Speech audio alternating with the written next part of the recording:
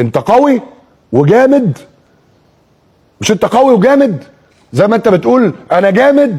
حلو، ادي فرصه بقى للناس التانيه ان هي تكسب فلوس وان هي تنافسك، وورينا انت جامد ولا لا. ورينا ايه المشكله؟ ولا انت خايف؟ ولا الزمالك البعبع، الزمالك اللي وهو بنص رجل بيعرف يكسب. الزمالك خلي بالك لغايه من سنتين ثلاثه بس كان واخد 80% من البطولات كرة قدم والعاب جماعيه.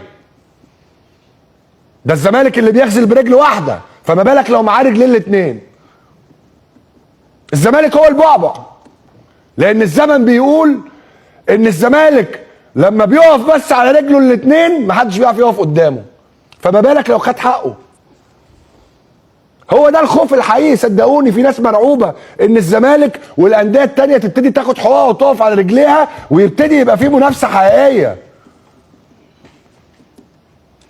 هي دي الرياضه. ما هو يعني ايه رياضه يا جماعه؟ الرياضه يعني منافسه حقيقيه، الرياضه يعني تكافؤ فرص، الرياضه يعني عداله، الرياضه يعني اديني حقي واديني فرصه عادله ان انا انافس معاك واطلع اتكلم قول ان انت جامد.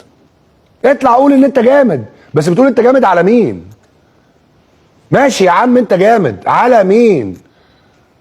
على مين؟ على ناس فلوسها بتدفع لها بعد سنتين ثلاثه ولا سنه من نهايه الموسم؟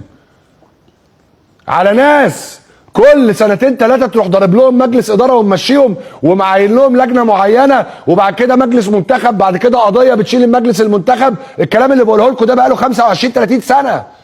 انا بسالك سؤال، انت جامد على مين؟ على مين؟ يلا كان نفسي ابقى قاعد القعده دي في حاجات كده بتعدي وبتقول يعني ازاي، مع احترامي الكبير لاي حد، لكن سؤال انت جامد على مين ومنين؟ وليه انت لما انت جامد، لما الناس اللي حواليك بس بتشم نفسها انت بتقلق وبتخاف، بتترعب ان هم يشموا نفسهم.